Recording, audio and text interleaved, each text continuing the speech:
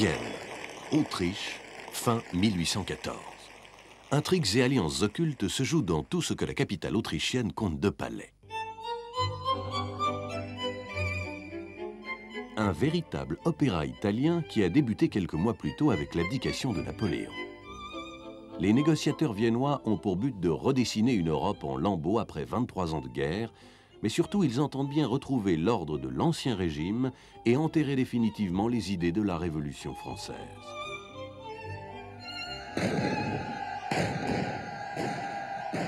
Avant tout, il faut éliminer ces idées qui, parties de France, ont contaminé toute l'Europe. Liberté, égalité, droit des peuples à disposer d'eux-mêmes.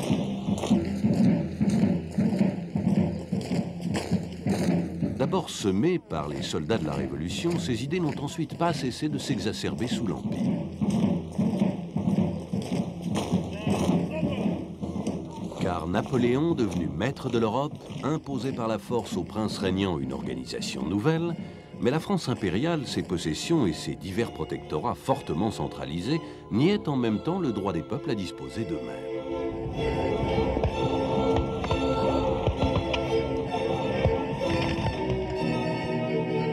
Et c'est au nom de ce droit qu'apparaissent dans presque toute l'Europe des réactions anti-françaises. Ainsi, en Espagne éclate une véritable guerre d'indépendance nationale soutenue par l'Angleterre. En Italie, Foscolo et ses insurgés expriment la résistance aux réformes imposées par la France. Et en Allemagne, il appartient à l'État de réaliser l'unité de la nation, dit Fichte. Finalement vaincu par l'Europe entière, Napoléon doit abdiquer en avril 1814. Il se retire à l'île d'Elbe. L'Empire disparu, la France est ramenée à ses frontières de 1792 et se trouve relativement peu pénalisée. Pas d'occupation armée, pas de contribution de guerre à verser. Le pays retrouve un roi, Louis XVIII, frère de Louis XVI. C'est le traité de Paris et c'est la Restauration. C'est pour redéfinir les territoires et les zones d'influence du reste de l'Europe que la capitale de l'Autriche rassemble donc en cette fin d'année 1814 plus de têtes couronnées qu'elle n'en a jamais eues. C'est le Congrès de Vienne. En fait de congrès, beaucoup de fêtes et de bals. Pourtant, la valse qui se joue à Vienne suit une chorégraphie précise. Concilier les ambitions parfois contradictoires des négociateurs. Qui sont-ils? Ihre Hoheit, Lord Castlereagh. Lord Castlereagh représente l'Angleterre, monarchie constitutionnelle depuis longtemps et pivot de toutes les alliances qui ont finalement eu raison de la France impériale. Prinz Metternich. Mais le personnage principal est incontestablement le chancelier d'Autriche, Metternich. Ce fidèle serviteur de la maison impériale de Vienne tient en horreur tout ce qui peut évoquer la Révolution. Der preußische Kanzler, Fürst von Hardenberg. Le chancelier Hardenberg représente le roi Frédéric Guillaume III de Prusse. Der russische Kanzler, Graf von Nesselrode. Et le tsar de Russie, Alexandre Ier, déléguera ses pouvoirs à son chancelier Nesselrode. Enfin, Talleyrand, figure inattendue, représente la France. Ancien évêque, ancien révolutionnaire, ancien ministre de Napoléon, il défend maintenant les intérêts de Louis XVIII. Son sens de l'intrigue lui permet d'amener la France à jouer un rôle exceptionnel, malgré sa défaite, en utilisant les antagonismes des vainqueurs. La rivalité entre Anglais et Russes, par exemple.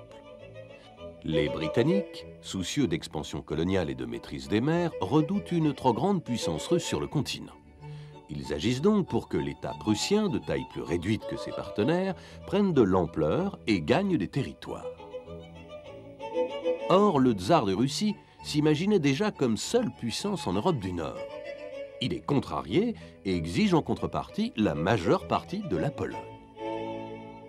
Mais l'Autriche voit ainsi son influence menacée au nord. Elle réclame alors une mainmise sur les rivages méditerranéens.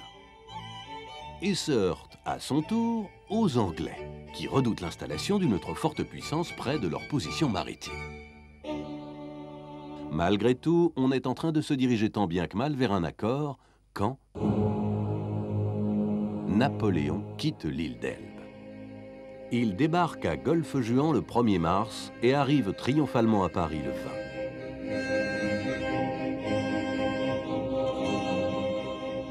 Louis XVIII s'est enfui à Bruxelles. Les premières mesures de Napoléon semblent ranimer la flamme révolutionnaire. Talleyrand est obligé de quitter Vienne, la coalition anti-française se reconstitue.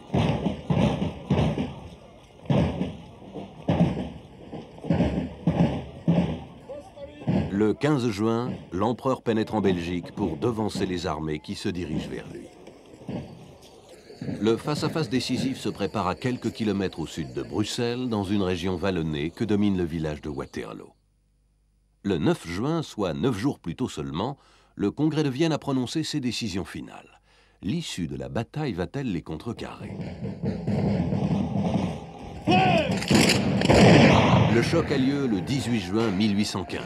À 11 h du matin, surprises par la violence de la charge française, les lignes anglaises plient et se réfugient dans quelques fermes transformées pour l'occasion en places fortes.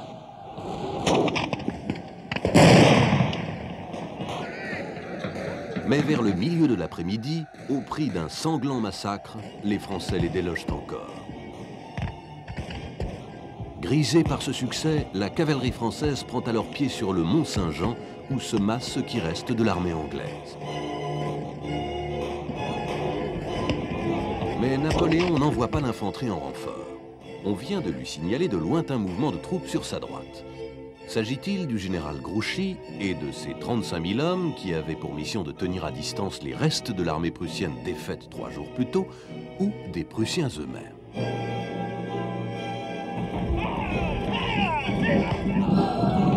Sur le Mont Saint-Jean, le maréchal Ney, à la tête de la cavalerie, a déjà eu 5 chevaux tués sous lui et n'attend que l'infanterie pour donner l'assaut final. Mais l'infanterie ne viendra pas. Grouchy s'est laissé déborder par les Prussiens et ce sont bien eux qui arrivent par la droite et prennent les Français en tenaille à la tombée de la nuit. 45 000 morts en une après-midi signe l'acte final de l'épopée napoléonienne. À Vienne, on se réjouit. Napoléon abdique une seconde fois et la carte d'Europe qu'on avait tracée quelques jours plus tôt reste valable. Mais la France, à nouveau vaincue, signe un deuxième traité de Paris bien plus dur que le précédent. Et Louis XVIII, hissé encore une fois sur son trône, n'a plus la confiance de ses alliés. Son territoire sera occupé pendant 3 ans et devra payer une lourde indemnité de guerre. Pour le reste, le partage de l'Europe ne change pas. La Prusse s'étend vers l'ouest jusqu'aux marges de la France et constitue un des États tampons créés pour prévenir de nouveaux conflits.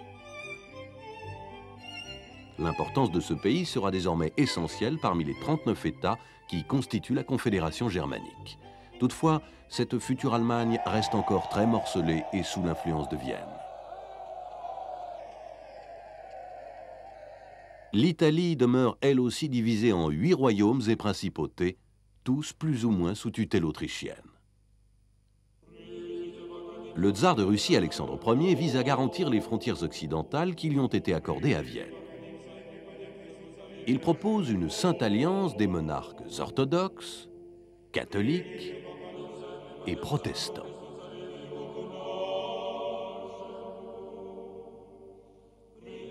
Cette sorte de trinité fondée sur les principes de l'Ancien Régime a pour but de préserver durablement l'ordre européen par le biais de la paix et la fraternité chrétienne entre souverains. Elle prévoit la réunion régulière de congrès auxquels la France de la monarchie restaurée ne tardera pas à se joindre. Qualifiée de monument vide et sonore par Metternich, cette sainte alliance reçoit néanmoins l'adhésion de l'Autriche. Mais pas celle de l'Angleterre qui lui préfère la quadruple alliance, née de la lutte anti-française et prolongée pour surveiller ce pays où était née la Révolution. C'est sur cette double résolution que se clôt donc le Congrès de Vienne et les idées de 1789 semblent avoir vécu leurs dernières heures quand le rideau se baisse sur l'opéra viennois. Pourtant, l'agitation libérale et patriotique bouillonne déjà partout. C'est en Grèce que l'idée nationale secoue pour la première fois les empires, ici l'Empire ottoman. Puis c'est en Belgique et en Pologne, en Italie, en Serbie et en Hongrie.